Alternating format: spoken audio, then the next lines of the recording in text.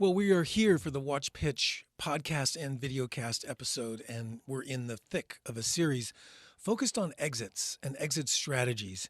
And I am here, of course, with Dane Barrager, who I am so appreciative that you've able to carve out the time to be with us. I have a great deal of admiration for the work that you're doing with the economic development group of Mountain BizWorks here in Asheville, and I know you've been a part of SCORE as well.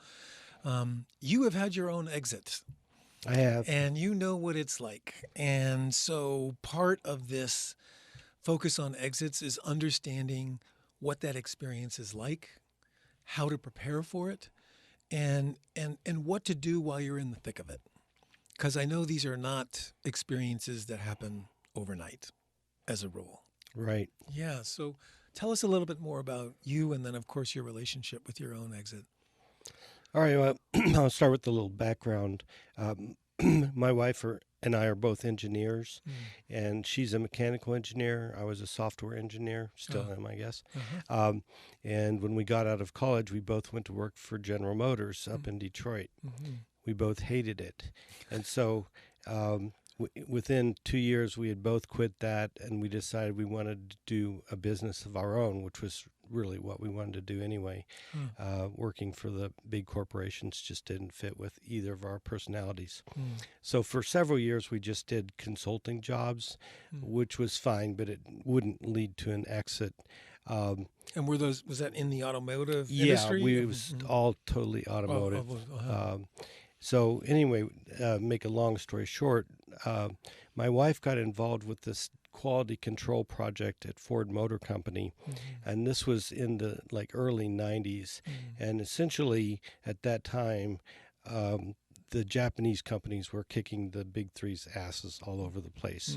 And Ford was really the first one to kind of come to terms with that and develop a system that could compete with the Japanese companies in terms of quality. And so they rolled it out to all their internal plants, and when they decided to roll it out in their suppliers, they had about 600 suppliers that they wanted to implement this program in. We actually, just the two of us, got the contract to do that, which was amazing.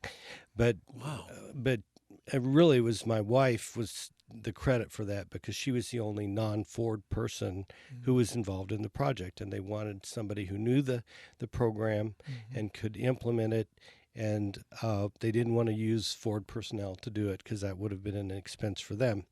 So they outsourced this to you. Yeah, it was crazy. But so she did the training, and then we hired some Ford retirees, which was also good. To do the training, and they traveled all over the world doing this training. Like I said, there was about 600 suppliers in the initial rollout. And then after a while, I looked at what they were doing, and essentially I saw it as a database. And they had been doing it manually on paper or in Excel spreadsheets. And a lot of the data was interrelated. There were a lot of calculations involved. And, you could do it manually, but it was a lot more work. And then you had to keep this data constantly updated. Yeah, sure. It changed. Every time there was a product change, there was a change in the documentation. So anyway, I saw it as a database, and I put together a little demo, and we took it to Ford Motor Company and showed it to them, because at that time it was still really just Ford and their suppliers. And so Ford said, hey, if it'll help the suppliers and help our plants and it doesn't cost anything, you can do whatever you want. And so I put together the software and just started selling it. And basically the way we would sell it is me and my wife would travel around the country, and it was a 2-day training class, and she would do the training and blow their minds. And then on the second day, I would come in and show them the software, and they would line up to buy it. And then this is just you and your wife? Just me and my wife. We did have a secretary who was basically in charge of, phones, scheduling, everything. But no, it was just me and my wife, and we sold maybe 1,000 or so copies of the software, which was great. Yeah, sure. And the first year, I think we made about $600,000, which, Yeah, for not two bad, people, that's not great bad. income. Yeah. But then at that And the software was already developed, so Right. it wasn't like you were having to reinvent anything. Right. It was That's what's great about software is, and back then you could actually get a decent price for software. So I was selling it for like $1,000 a copy, and but it was still just Ford and their suppliers. I see. But what happened, which was really fortunate, and this is where timing really comes to play in an exit strategy, and it's difficult to time things, but we were very fortunate. Ford, GM, and Chrysler got together and decided that as a group they needed to compete with the Japanese. And so they decided to come up with a common quality system because they each had their own different quality systems. And fortunate for us, they picked Ford's system, which was the best. And that's what we were already doing. And so they standardized on this this methodology, and as a result, standardized on our software.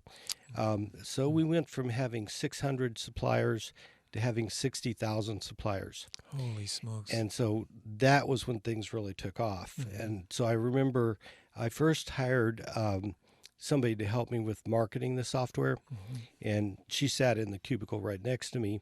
And one day she turned to me and said, Dane, we should really go to a trade show. And I said, what's a trade show? And so, anyway, we went to a big trade show in Chicago, and there was maybe 30,000 or so suppliers there. It was a big trade show. And the people were just lined up. I mean, they actually had the aisles of the show blocked trying to get to us. And so the first day we gave out all of our material. And so when I got back to the hotel, I said, get me whatever you can get me. It's got to be here by tomorrow. Holy smokes. So that's really when it took off. So within and I, of course, had to start hiring, programmers and support people and trainers and everything. So in about 3 years, we went from $600,000 to about $2.5 million. Goodness gracious. And that's some big growth. It was huge and it was crazy. But, I mean, you got to do it. Right. And your market's demanding it. Right, so, exactly. And that's, like I said, the timing is critical. Right. Because if you miss the timing, it's, there's no point in being second. You got to be first. Well, and I guess in anticipation of that timing, it seems like from what you're describing, a lot of your response to that timing was, and let me know if I'm off point here, was almost reactionary. In other words, you got this massive demand, and now it was like, okay, we got to do something, as opposed to, and this is some of the theme that I'm beginning to develop as a listener to these interviews, is this idea of having the end in mind. So, because I don't know if at the point when you realize we've got a really great, successful business, now I want to exit it. And I'm wondering if you did sort of see that right away, if it happened very quickly, or what you did so that you had a successful exit. Absolutely had no idea that we would be able to sell this in the beginning. Weren't even thinking about that. Weren't even thinking about that. We were just, responding, as you said, to a demand. And it wasn't until, and this is Y2K, so this, tells you. Yeah, that dates it. And our software was Y2K compliant. So that was another big thing for us, is, being in the right place at the right time. Yeah. And so Y2K was our year 2000 was, 99 really was our biggest year. And at that point I decided, I'm ready to get out of this, because we had worked really hard for a really long time, which you have to do. I mean, that's part of it. And so that's when I started developing an exit strategy, because decided, how are we going to sell this and move on to the next stage in our lives? And, developing an exit strategy is kind of a long-term project. It's not something you do like in a month or two. and it actually took me 3 years because you really have to. I mean, we already had a good product. We knew that. We were like first to market with our product, although we did have competitors who came in later. But I mean, we were obviously in demand, and every cycle has an end. You know, you're familiar with the S curve. Yeah, sure. And so I felt like we were really getting, you know, pretty high up on the S curve, and inevitably you know what's coming, or at right, some point, exactly. and it's just math. Right, it's just math. So, so I wanted to sell while we were still on the upside of the S curve and not declining, because when you're in a declining market, nobody wants to buy you. Sure. I mean, that would be you wouldn't have an exit strategy. So I started developing a strategy, and basically the exit strategy is you have to have everything in order. You have to have legally, human resources, your CPA has to be top notch. You have to have audited financials, and everything has to look squeaky clean. Because if anything is not right, like if you don't have the right team, if you don't have, you know, good financials, you know, if you have legal issues, any one of those can be a deal killer. So, you know, the first step was just to get all that stuff in place. I think that the staff is hugely important. Because and were they apprised? Did they know this was the strategy, or was this sort of more, let's do our best business practices anyways, knowing that this is going to serve us? I wonder how many people were on board with the exit strategy. I'm sure you and your wife were on board with it, but was everybody aware that's where you were headed, or was this really just a matter of wanting to just tighten up your overall business practices? My belief is that there's no secrets in business. And so everybody knew what we were doing. And so what I did was I created a stock plan for the employees, and everybody got a little bit of stock. And I think that's a smart move for companies to do if they're actually planning an exit strategy, is, you know, include the employees in the deal, and that way everybody is working for the same thing. Because if they find out about it, you know, which they probably will, and you didn't tell them, then they think that you're doing something behind their back. And I was always very open with my employees. I was always, you know, this is what we're trying to do, and I want to make sure that everybody benefits. And the people who stuck around benefited, not as much as me and my wife, but you know, everybody got a little piece of the action. And I think that makes everybody just more enthusiastic, and they want to work harder. I mean, they literally have ownership over the results. Absolutely. And so, and then the other hard part is finding the right buyer, because you know, it has to be a good partnership. I mean, they're buying you for your product, but you know, there has to be some synergy there. So my thought was, I'm going to start partnering with other companies. And I think this is also an important strategy, is the more partnerships you can develop, it strengthens your company, it strengthens their company, and some of those could lead to a merger acquisition. Right. And so that's actually what happened. I see. So I started looking for other companies that I could partner with that weren't competitors, but they had products that were compatible with ours, and they did something that ours didn't do. And so we integrated with those other products. And I think if you can integrate with a larger company, then that makes you a good acquisition target, because that's what companies are looking for. Big companies are looking for acquisitions, because acquisitions are all about timing. Exactly. And efficiencies, rather than having to develop it in-house. Right. Yeah. Because it takes years to develop a product like what we had. You know, if you have a good product, they could develop it on their own, but it's so much easier for them just to buy it. And if it's already integrated with their product, then it's a natural add-in. So I ended up finding a Rockwell subsidiary that we had already integrated with, and they were looking for acquisitions.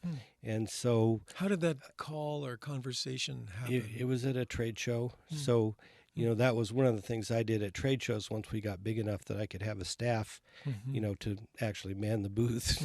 Right, sure. So I would spend my time at the trade shows going around and talking to other people.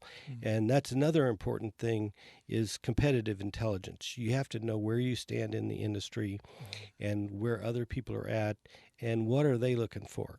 And so I spent a lot of my time doing that kind of thing and developing the partnerships. And so I just ran into this guy, and he had been hired to run this division of Rockwell, and he was looking for acquisitions. And so I said, well, we need to chat. And so we got together, and it took a while. I mean, it probably took 6 months for us to develop a relationship, that he was comfortable with. And but we fit right in with their product strategy.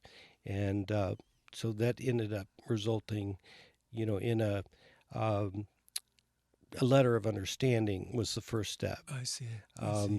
But one thing I would stress, if you are... Did that have a time frame attached to that letter of understanding? Like, we're going to now explore this path for 6 months, or was it just... Yeah, I think it was a 90-day. A 90-day. Yeah, usually they're not very long because, they don't want to be tied into something. True. If they might but be... neither one of you would. Right, and they might be talking to other people too. Right. So that's something you have to be aware of. But at that point, you really have to get into the due diligence and that's where being prepared and having the audited financials and having everything legally, up to date. And so you have to be prepared for that beforehand. But I would say that at that point, you need a very good mergers and acquisition attorney. Not just a regular attorney, but somebody that knows mergers and acquisitions. Because if you're merging with a bigger company, they're going to try and cheat you out of everything that they can. And they're going to have attorneys that have done this before, and you're not. So we got a very good attorney. It was expensive, but it was worth every penny. And so we were able to sell and retire at 45. Yeah. And, that was great. That's a heck of a success story. So that's kind of, the short version of the story. But that helps a lot. And I guess what is so valuable at this point for our listeners then is, in hindsight, and I know you do this all the time as an active coach and advisor in our startup ecosystem here in Western North Carolina, as a young startup or entrepreneur, when should they be starting to plan for an exit? If they want to do an exit, the sooner the better, because we made mistakes early on. We weren't thinking about doing an exit, and it took me some time to recover from those mistakes. If you have any legal issues, trademark issues, make sure you have, and it costs money, to do secure this. Those, yeah, sure. But make sure you got your trademarks, your copyrights, the most important thing is your intellectual property, because that's really what it boils down to. And if you don't have, and this is one thing I coach people on a lot, is, and I've had a couple of clients here in town that have gotten these, cease and desist letters, and, those can be devastating. Yeah. And so make sure that you have a good trademark attorney. Get your trademarks. If you have patentable stuff, that's even better. Although that's not usually what happens, particularly with software. It's usually not patentable. Right. And so make sure that you have your intellectual property locked down, and your employees are, good, loyal employees. And if you have to offer them a little bit of stock to keep them, then do that, because the employees are really your most important asset, except for the product itself. So the earlier you start, the better, and get advice. Get a good accountant. Doesn't necessarily have to be a CPA, but a good accountant. Insurance is important, because you could be sued, and so and a lawsuit is something that another company is not going to want to get involved in. No, not at all. I mean, that's literally a chain around their neck. I mean, they Right. don't want to wear that or inherit it. Right. Yeah, Exactly. and that would, I guess, get uncovered in any kind of due diligence process. Oh, absolutely. You can't hide anything. Mhm. That's the thing about the due diligence is if you try to hide anything and they find out about it, the It's game deal's over. Yeah. So yeah, just the sooner the better. And I always tell people there's 3 people that you're going to need on board, and the sooner you get them, the better. And that's a good accountant, a good attorney, and a good insurance agent. And if you have those 3 people, you might need other people along the way, but those 3 are essential. So I'm curious because this experience is so fresh and personal for you. I know that when running a business, so much of the time you're caught up in running the business and getting those sales, being able to produce the product, delivering that product, teaching and training people on the use of that product so that they have some successful adoption of that product. And there's a lot of moving parts in all of those respective processes. And I know that some of the conversations that have happened early on in our startup ecosystem is, when do I pay the $10K to go down the path to patent what it is that I have, or when do I spend the $4 or $5K to trademark this, or whatever it takes. And prices may vary, but as a business owner, it's hard to weigh all of those costs when you're just trying to stay alive as a business. And I'm wondering if some of these decisions are ones that you wait for after a year's worth of profit or 2 years worth of profit, or maybe we just go back to zero again and just say, get these things in place as soon as possible, whether you're making money or not, because they're essential to your future. How would you weigh in there? There's sources available that you can take advantage of that don't cost a lot of money, like SCORE and Mountain BizWorks are 2 great examples. And SCORE is an acronym for, just for the listeners who don't know, Service Corps of Retired Executives. And so, and that's a national organization. It's a national organization. There are other organizations. We're fortunate here in Nashville that we have pretty good resources. But and that's how I got into SCORE. That was something I discovered early on, and I went to SCORE, took some classes, got advice from people who had been through this before. As a business owner. Right. So take advantage of the resources that are out there, and they can guide you very inexpensively or free, and take advantage of what's out there. I mean, that's why that's why people like me do what we do, is to help other people. And so you might not want to pay an attorney $10,000 to start off, right? But you can afford an appointment with SCORE. Right. Yes, you can. Absolutely. And at least to have the conversation. Right. Yeah. And you'll be talking to somebody who's done it before. And maybe not my exact same story, but, they have a lot of experience. Same with Mountain BizWorks. Same with the other organizations around that, do this kind of work. Take classes, take advantage of what's out there, and learn as much as you can. And then only pay people when you feel it's really necessary. And you don't necessarily have to start out with the most expensive lawyer and the most expensive CPA. I mean, there's people that'll do it for less. But just make sure you're doing things, correctly for the stage that you're at. And as you go along and as you get more money, if, your income hopefully is going to be increasing, then, upgrade when you see a need to upgrade. There's also grants available. We were in Michigan and we got a grant from the state of Michigan, and North Carolina has those kind of grants too. And that was for what? What did you put that money towards? Ours was to upgrade our accounting systems, primarily. A pure grant, just yeah, to do it was that. a pure grant. It was only like $2,000. Yeah, but that was enough to kind of develop a strategy for what we needed to do. There also was some marketing stuff in there. The other thing that we did, which I think was extremely helpful, was we hired somebody to come in and help us do strategic planning. I think strategic planning is very important for businesses. Sure. And I was kind of reluctant to do it because it wasn't cheap.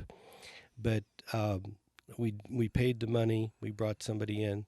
And one thing that was also helpful with that is we also included the employees in that strategic planning. And so everybody was familiar with the plan. They knew what we were doing. They had helped develop it. And the strategic plan really, when we got ready to sell, I mean, because, somebody that wants to buy you, they don't want to just know what you have now, but they want to know what the potential is. And that's where the strategic plan can really help. If you're that young, communicates your vision and perhaps a vision they will adopt. And so the thing that really helped me with was, we had this software product, which was, selling very well. But this was when the internet was first starting to take off. I see. And so our customers were extremely mobile. Their customers were engineers, so they had plants, they had headquarters, they traveled a lot, they worked out of their offices. And so one of the things that came out of our strategic plan was software as a service.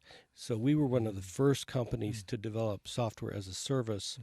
And at that time, we had to develop all of the infrastructure ourselves. So we had our own data center that we had to develop. And now it's all in the cloud. Well, now it's easy. I mean, you just get Amazon and Thank you. Sign up. Done. Check. But back then it was a little harder. And so that was something that when we got ready to sell really helped a lot because the company that bought us didn't have that service.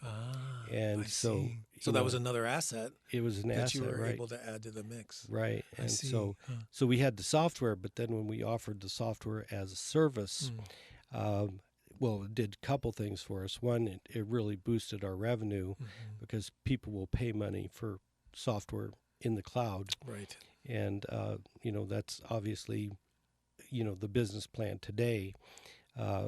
But in the late 90s, it was all new technology. And so when we got ready to sell, that really helped a lot. So to have the strategic plan and to be looking forward and have a strategy for where you're going, that's what people want to buy. If you have a product that's kind of old and dated and, maybe not the best You're anymore, at the bottom of the S curve. You're at the bottom of the S curve, right. It's not going to be attractive. That's not going to be good. Yeah, true. I get it. Well, then I guess the last thing I'd love to ask is when creating that strategic plan, at some point when you get around the table, and that may be very early on, or it might be a year into it now that you've got sort of some market proof and evidence that you've actually got a business, how soon do you want to be talking about that exit? Well, that's kind of up to you. Because I think, just to add to that a little bit before you answer fully, is what triggered that was, I think, your fatigue. Yeah, exactly. It wasn't anything else. It was just like, you know what? I think I'm okay. I'm done, kind of. Yeah, you can only work 16-hour days for so long. Yeah. At some point, it's like, that's true. Well, we've made it. We've made enough money. We had all the toys. We had enough money to retire. And so my wife and I had a serious discussion and said, we could keep doing this and we could make more money, but what's more important to us, money or time? Right. And for us, the question was, it was time. And so we said, we'd rather sell now and get enough to retire. We're not going to be rich, but we'll have enough to retire, and we'd rather have the time. And so that's why we decided to retire at 45. Nice. And but it's a personal decision, I think. I mean, some people enjoy working and say they'll never quit working. Hey, I say more power to them. And these serial entrepreneurs that it's a rush, right? And I can certainly understand that. So I think that's really a personal decision. I see. to decide at what point have you Did done you enough. Start with a plan. And what I love about this is recognizing that even once you decide, you've still got 2, 3, 4 years before that actually happens. Yeah, it took us 3 years. It took you 3 years. Yeah. So. Well, Dane, thank you so much for coming on board with the WatchPitch podcast and sharing your story and really emphasizing this planning process that's required and the strategic plan and onboarding, of course, and creating a lot of ownership over that decision within your whole organization. I think those sort of foundational blocks as people are moving towards an exit or at least thinking about it are just so important to have on front of mind. All right. Well, thank you, Trey. Yeah, thank you. Cool. Right. I appreciate it. Good. So